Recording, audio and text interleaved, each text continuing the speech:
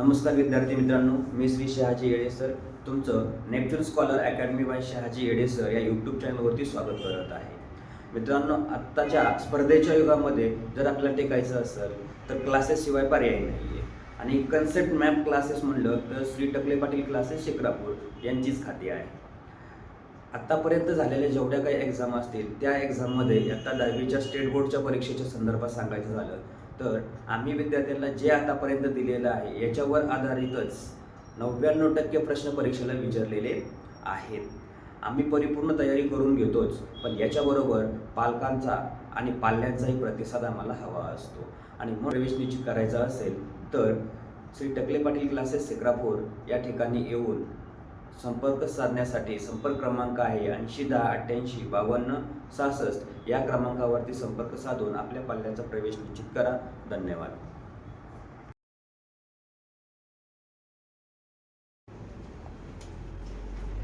उपघटक 11वा चलन. आता चलन म्हणजे काय? एक राशी बदलली असता दुसरी राशी बदलत असेल तर त्यामधील परस्पर संबंधाला चलन असं म्हटलं जातं. म्हणजे तुम्हाला पेपरमध्ये उदाहरण दिलं जातं चलनाच्या संदर्भात. व्यस्त चलन असेल, समचलन असेल किंवा एक राशी बदलत असेल तर दुसऱ्या राशीमध्ये काय चेंजेस होतो हे तुम्हाला काय करायचं, शोधायचं असतं आणि उदाहरण सोडवायचं असतं. मग एक राशी बदलली तर दुसरी राशी सुद्धा बदलते. आता याच्यासाठी तुम्हाला एकक महत्वाचा आहे. म्हणजे उदाहरणामध्ये किलोग्रॅम दिलं असेल, एक राशी किलोग्रॅम मध्ये दिली आणि दुसरी राशी ग्रॅम मध्ये दिली तर किलोग्रॅमचं ग्रॅम मध्ये रूपांतर करून घ्यायचं आणि नंतरच गुणोत्तर काढायचं. Litre, millilitre, centimetre, metre. आता चलनाचे दोन प्रकार आहेत, एक समचलन आणि दुसरं व्यस्त चलन.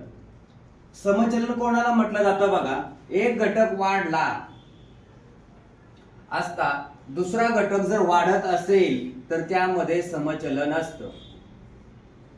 एक घटक वाढला असता दुसरा घटक जर वाढत असेल तर त्यामध्ये काय असतं? समचलन असतं. आता हे जे दिलेलं आहे याला समचलनाचं चिन्ह म्हणतात. याला कुठलं चिन्ह म्हटलं तर समचलनाचं चिन्ह. आता कसं लिहिलं जातं मग? x समचलनात y. वाचताना x समचलनात y आणि या समचलनाचा अर्थ काय आहे? एक घटक वाढला तर दुसरा घटक काय होतो? वाढतो. मग x समचलनात y यालाच इंग्रजीमध्ये x is directly proportional to y काय म्हणतात? x is directly proportional to y म्हणजे x हे समचलनात y. चौथा मुद्दा, x बरोबर ky. हे समचलनाचं चिन्ह काढायचं असेल तर आपल्याला तिथं कॉन्स्टंट k लिहायचा. x इक्वल टू म्हणजे x बरोबर ky. k याचा अर्थ स्थिर संख्या. ती कधी देतात कधी देत नाहीत, ती काढायची. तक्ता दिलेला असतो तर तक्त्यावरून आपल्याला काय करायची? x ची किंमत काढायची नसते, k ची किंमत काढायची. नंतर x ची देतात, y ची काढायला सांगतात. मग x इक्वल टू ky. मग आता k इक्वल टू काय? x छेद y. k ची किंमत काढण्यासाठी सूत्र तयार करून घेतलं x छेद y. हे पण समचलनाचं सूत्र, हे पण समचलनाचं सूत्र. हे k काढण्यासाठी इथं दिलंय आणि k काढल्यानंतर x ची किंमत काढायची असेल तर या सूत्राचा वापर करायचा. आता समचलनात राशींचे गुणोत्तर स्थिर राहते. गुणोत्तर म्हणजे काय? भागाकार. म्हणूनच खाली वाक्य दिलंय, समचलनात राशींचा भागाकार जो आहे तो स्थिर असतो. म्हणजे 4 कॉलम दिले, 4 याचाही भागाकार जर स्थिर आला तर ते उदाहरण कोणाचं आहे? गृहीत धरायचं समचलनाचं आहे. कशामध्ये? समचलनात. आता दुसरा प्रकार आहे बघा, व्यस्त चलन. एक घटक वाढला असता दुसरा घटक जर कमी असेल. समचलनात काय झाला? एक घटक वाढला की दुसरा वाढतो. व्यस्त चलनात एक घटक वाढला तर दुसरा काय होणार? कमी होणार. म्हणजे मजुरांची संख्या 20 झाली, कामाचे दिवस कमी झाले तर काय होतं? व्यस्त चलन. मग त्यामध्ये काय असतं? व्यस्त चलन असते. व्यस्त चलनासाठी बघा x is directly proportional to y. आणि कसं लिहिलं जातं एक्स व्यस्त चलनात वाय, म्हणजेच तिसरं बघा वाचन याचं असं केलं जातं. इथं वाय कुठे घेतलाय आपण छेदस्थानी घेतलाय. मग एक्स बरोबर के छेद वाय. के म्हणजे काय स्थिर संख्या. मग के बरोबर x Y. X Y Y इकडे भागाकाराच्या स्वरूपात इकडे आला गुणाकाराच्या स्वरूपामध्ये झाला, म्हणून के बरोबर एक्स वाय. व्यस्त चलनात राशींचा गुणाकार स्थिर असतो. हे एक वाक्य डोक्यात ठेवायचं. व्यस्त चलनामध्ये काय स्थिर असतं? राशींचा गुणाकार. राशी म्हणजे काय? दिलेले दोन संख्या त्यांना राशी म्हणतात. मग पेपर मध्ये तुम्हाला देतात 10 किलोग्रामचे 20 ग्रॅमशी असणारे गुणोत्तर लिहा. मग इथं व्यस्त चलनामध्ये राशींचा गुणाकार स्थिर असतो. म्हणजे इथं डोक्यात ठेवायचं व्यस्त चलन हा मुद्दा आला तर दोन संख्यांचा गुणाकार स्थिर पाहिजे. स्थिर म्हणजे समान पाहिजे. याच्यानंतर प्रमाण. जर a छेद b बरोबर c छेद d तर ad गुणिले bc. ad a गुणिले d बरोबर b गुणिले c. असं जर सिद्ध झालं तर ABCD या संख्या प्रमाणात आहेत असं म्हटलं जातं. उलट ABCD या प्रमाणात असतील तर AB चा गुणोत्तर आणि CD चं गुणोत्तर या दोघांचं गुणोत्तर कसं असणार? स्थिर असणार, म्हणजे समान असणार. म्हणजे पहिल्या दोन संख्यांचं गुणोत्तर आणि शेवटच्या दोन संख्यांचं गुणोत्तर हे कसं राहतं?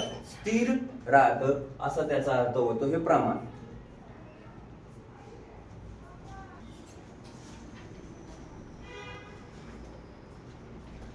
आपण स्वाध्याय 11.1 पाहत आहोत. याच्यातला पहिला प्रश्न आहे ए समचलनात बी. ए बरोबर 2.5, बी बरोबर 5 तर चलनाचा स्थिरांक काढा. म्हणजे काय? के ची किंमत काढा. के म्हणजे स्थिरांक बोललेलो आहोत आपण मगाशी. मग आपल्याला माहिती आहे ए समचलनात बी. ए बरोबर के इंटू बी. के स्थिरांक भेटला. याचा अर्थ काय झाला? के बरोबर ए छेद बी. हे स्थिरांक काढण्याचं सूत्र. त्याच्यात किंमत टाकून देऊया आपण. ए ची किंमत 2.5, बी ची किंमत 5. आता याला काय करायचंय? आपल्याला भागायचंय. 5 न 2 ला भाग जात नाही, म्हणजे शून्याचा भाग गेला, 2 राहिले, दशांश चिन्ह आणि 5 5 25. म्हणजे याचं जे उत्तर आहे 0.5. याचं उत्तर किती भेटलं? 0.5. पर्याय क्रमांक 2. हे झालं केचा स्थिरांक. मग तुम्ही डोक्यात काय ठेवायचंय? इथं काय दिलंय? ए समचलनात बी असेल तर सूत्र सांगितलं के बरोबर ए छेद बी. यांचा भागाकार करायचा. आणि जर इथं इनव्हर्सली असेल व्यस्त चलन ए व्यस्त चलनात बी म्हणजे ए बरोबर के छेद बी, म्हणजे तिथं काय स्थिर असणार? गुणाकार. प्रश्न दुसरा. 5 मीटर लांबीच्या बघा 5 मीटर लांबीच्या तारेची किंमत 80 रुपये आहे. आता 5 मीटर बरोबर किती आहे? 80 रुपये. मग 1 मीटर बरोबर किती? 80 भागिले 5. म्हणजे किती उत्तर आलं याचं? 16. आता यानं याला भागलं म्हणजे उत्तर किती आलं? 16. आता ह्यांनी काय म्हटलंय? 1 डेसिमीटर लांबीच्या तारेची किंमत विचारली आपल्याला, 1 मीटरची नाही. इथं 1 मीटर काढलंय आपण. आता 1 मीटर म्हणजे किती डेसिमीटर बघा.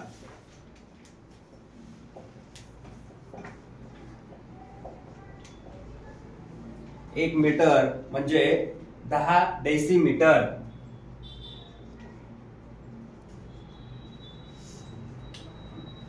आता आपण इथं पाहिलंय 1 मीटर म्हणजे किती झाले? आता 16 रुपये झाले. मग 1 मीटर म्हणजे 10 डेसिमीटर. याचा अर्थ आपल्याला काय करावं लागणार आहे? 1 डेसिमीटर तारेची किंमत काढायची. मग इथं याच्यावरून आपल्याला असं लक्षात येईल बघा 1 डेसिमीटर बरोबर 1/10. याचाच अर्थ 0.1 मीटर. आता आपल्याला कोणाची किंमत काढायची आहे? 1 मीटर बरोबर 16 रुपये म्हणलेत, मग 0.1 मीटर बरोबर किती रुपये असतील? काय करावं लागेल सांगा? यानं जर याला गुणलं तर उत्तर किती होईल? 1.6 होईल. यानं जर याला गुणलं तर काय होईल बघा. म्हणजे 1 मीटर बरोबर किती सांगितलंय? मग 0.1 गुणुले किती? 16. या दोघांचा गुणाकार केला 1.6. 1.6 रुपये. म्हणजे याच्यातला पर्याय कोणता आला? दुसरा पर्याय. 1.6 म्हणजे 1.60 रुपये. एका डिसिमीटर तारेची किंमत आपल्याला काय झाली? एवढी पाहायला मिळाली. तिसरा प्रश्न आहे, एक मोटार ताशी 40 किलोमीटर वेगाने, बघा 40 किलोमीटर वेग सकाळी 5 वाजता एका ठिकाणाहून निघाली. त्यानंतर बरोबर 2 तासांनी दुसरी मोटार त्याच दिशेनं त्याच ठिकाणाहून पहिलीच्या दीडपट, कोणाच्या? पहिलीच्या वेगानं निघाली, तर त्या दोन्ही मोटारांची भेट किती वाजता होईल? हे काढायचंय आपल्याला. अगोदर पहिलीचं वाटोळं करू. पहिली मोटार, ठिकाण म्हणतोय मी इथं ए ठिकाण आहे. इथून कोण? पहिली मोटार ताशी, बघा पहिल्या मोटारीचा ताशी वेग आपण असं गृहीत धरूया, 1 इथून निघालेली आहे ती. मग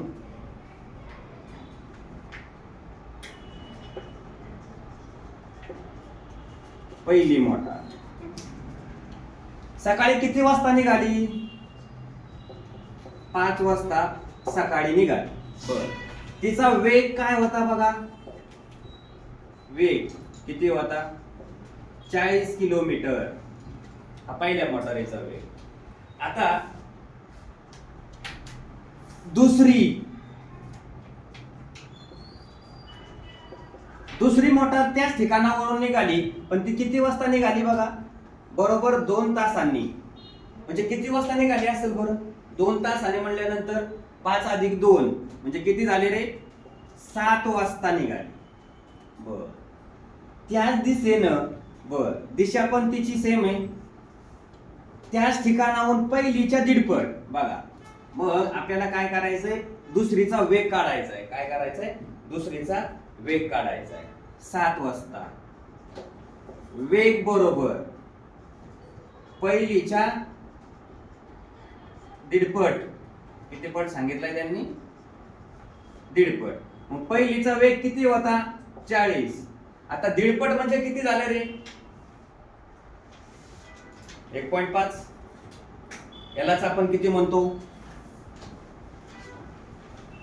3/2. दीडपट म्हणजे किती? 3/2. 1/1/2 म्हणजे 1.5. याचाच अर्थ 3/2. मग आता याला भागूया. 20 गुणुले 3, 20 3 किती आलं? 60 किलोमीटर पर हावर्स. म्हणजे दुसऱ्या मोटारीचा वेग आपल्याला किती भेटला? 60 किलोमीटर पर हावर्स. आता आपल्याला या दोघांमधला काय करावं लागणार आहे? फरक काढावा लागेल. वेगामधला फरक.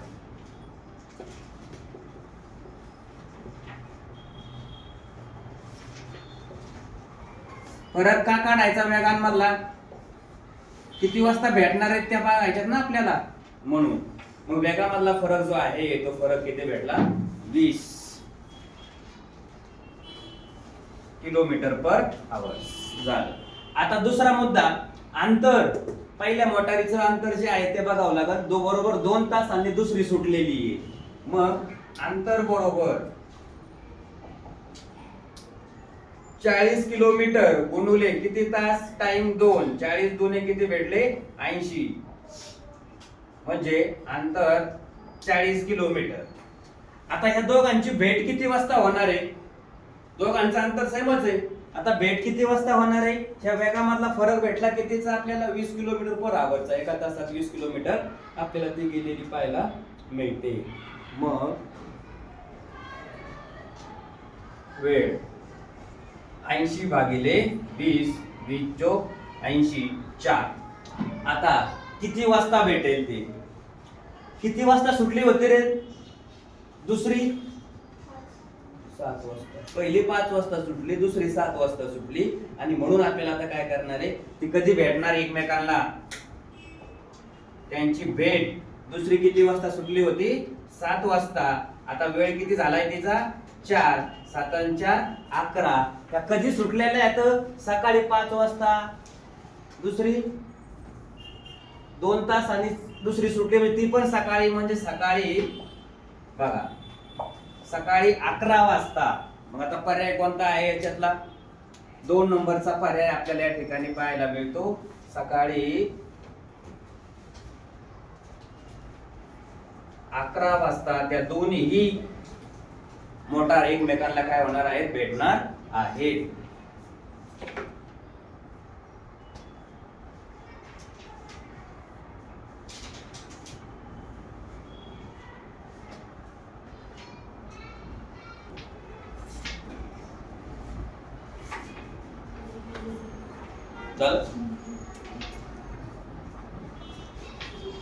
चौथा प्रश्न आहे, एका विद्यार्थी वसतिगृहातील 20 विद्यार्थ्यांचा 10 दिवसांचा खर्च 5,000 रुपये होतो, तर त्याच वसतिगृहातील 32 विद्यार्थ्यांचा 7 दिवसांचा खर्च किती होईल? एकाचा काढून बघू आपण. बघा अगोदर 20 विद्यार्थ्यांचा 10 दिवसाचा खर्च जो आहे तो किती होईल ते पाहू. म्हणजे एक विद्यार्थी बरोबर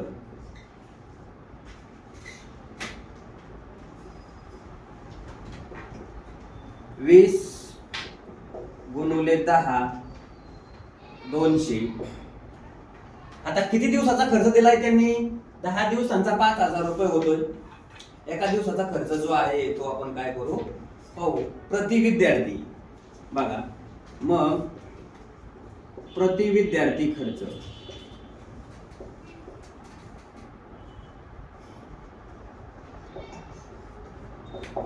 हा किती दिलेला आहे? 20 विद्यार्थ्यांचा, म्हणजे 5,000 भागिले 200. ज्याला कॅन्सल होईल त्याला कॅन्सल करा. हे 2 शून्य, हे 2 शून्य कॅन्सल झाले. या 2 न 50 ला भागलं 25. प्रति विद्यार्थी जो आहे तो किती खर्च भेटला आपल्याला? 25 रुपये. आता परत त्यांनी काय म्हटलंय बघा, त्याच वसतिगृहातील 32 विद्यार्थ्यांचा 7 दिवसाचा खर्च. मग एकूण खर्च काढावा लागेल आपल्याला. एकूण खर्च किती विद्यार्थी येतं? 32. किती दिवसाचा? 7 दिवसांचा. प्रति विद्यार्थी खर्च किती आहे? 25. या सगळ्यांचा गुणाकार करायचा. ते तुमचं काय असणार आहे? उत्तर असणार आहे. 32 गुणिले 25 सत्तर किती? 175. आणि 32 गुणिले 175 यांचा जर गुणाकार केला तर गुणाकार किती येतो? 5,600 रुपये. म्हणजे पर्याय चौथा हे त्याचं उत्तर असणार आहे.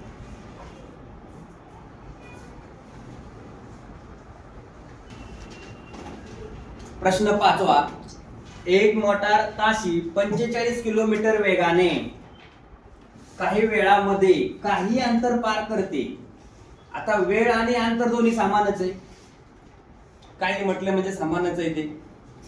त्या अंतराच्या 4/3 पट अंतर तेवढ्याच वेळात पार करण्यासाठी मोटारीचा वेग ताशी किती किलोमीटरने वाढवावा लागेल?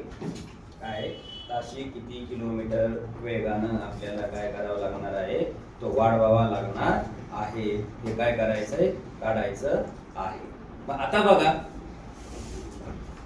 वेग आणि अंतर यांच्यामध्ये काय आहे? समचलन आहे. वेग आणि अंतर यांच्यामध्ये काय आहे? समचलन आहे. म्हणजे वेळ समान आहे यांच्यामधला. मग आता आपण काय करू? आधीचा जो वेग दिलाय किती? वेग 45 किलोमीटर पर आवर. परत ते काय म्हटले? त्या अंतराच्या 4/3 पट. मग आता इथं मी तुम्हाला सांगितलंय वेग आणि अंतर दोघे कसे आहेत, समान आहेत. आता आपल्याला काय करायचंय, नवीन वेग काढून घेऊ.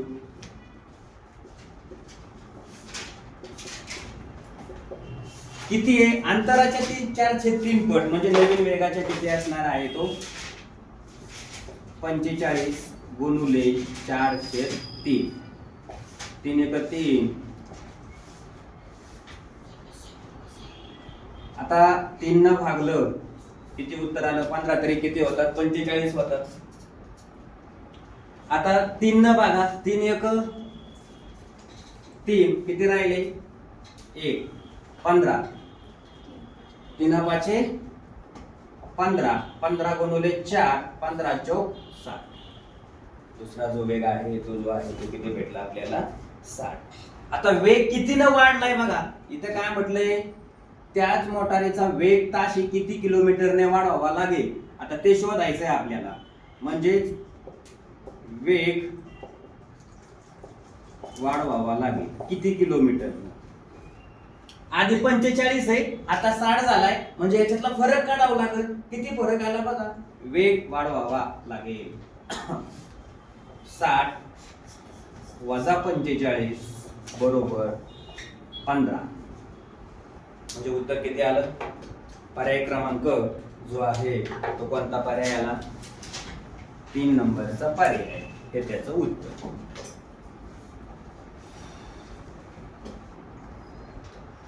सहावा प्रश्न आहे बघा, काय दिलाय, 20 कामगार रोज 6 तास काम करून 35 वस्तू तयार करतात. तेवढ्याच वस्तू तयार करण्यासाठी 15 कामगारांना रोज किती तास जास्त काम करावे लागेल, असा मुद्दा आहे. किती तास त्यांना काम करावं लागेल ते आपल्याला काय करायचंय, शोधायचं. आता इथं कामगार त्यांना आपण काय म्हणता येईल, मजूर म्हणू. मजूर म्हणजे काय, कामगार, म्हणजे मी त्याला एम म्हणतो. किती आहेत कामगार, 20. रोज 6 तास काम करतात, 6 तास म्हणजे एच आवर्स.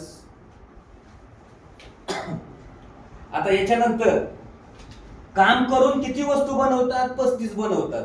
किती बनवतात, 35 बनवतात. त्याच्याशी काय देणं घेणं नाही. याच्यानंतर तेवढ्याच वस्तू तयार करण्यासाठी 15 कामगारांना, म्हणजेच परत कामगार किती झाले, म्हणजे मजूर M1 15. आणि आता काय काढायचं, किती तास काम करावं लागेल, म्हणजे H1 बरोबर किती. अगोदर H1 काढू आणि त्याच्यानंतर मग त्यांच्यातला काय करू, फरक. H म्हणजे हावर्स. आता काय करणार आहे याच्यात, शॉर्टकट मध्ये बघा, M गुणुले H बरोबर M1 गुणुले H1. मग M किती आहे, 20. 20 गुणुले 6 M1. 15 गुणुले काय, H1. आता H1 ची किंमत काढायची आपल्याला. मग H1 बरोबर 20 गुणुले 6 भागिले किती, 15. मग आता काय होईल बरं, 20 गुणुले 6 यांचा गुणाकार केला किती आला, 120. 120 भागिले किती, 15. 15 8 किती, 15 ला 120 ला भागलं तर 8 उत्तर आलं. म्हणजे H1 बरोबर किती, 8. आता हे पर्यायात आहे का, कुठं आहे. तुम्ही लगेच काय करता, डोळे झाकून पहिला पर्याय काय करता, देऊन टाकता आणि खतम होता. कळलं, पर्यायात 8 आहे. पण यांनी काय विचारलंय ते महत्वाचं आहे. H1 ची किंमत 8 भेटली आहे. त्यांचा प्रश्न काय आहे, 15 कामगारांना रोज किती तास जास्त काम करावं लागेल. जास्त म्हटलंय बघा, आधी किती वेळ काम करायचे, 6 तास. आता टोटल किती झाले काम करण्याचे तास, 8 तास. आणि यांनी विचारलंय काय, किती जास्त वेळ काम करावं लागेल. म्हणजे आपल्याला काय करावं लागेल, जास्त तास बरोबर 8 वजा 6 बरोबर 2. म्हणजे पर्यायी उत्तर किती, 2. हे तुमचं पर्यायी उत्तर असणार आहे. जास्त तास किती काम करावे लागेल, 2 तास. म्हणजे पर्याय क्रमांक 3 हे या प्रश्नाचं उत्तर.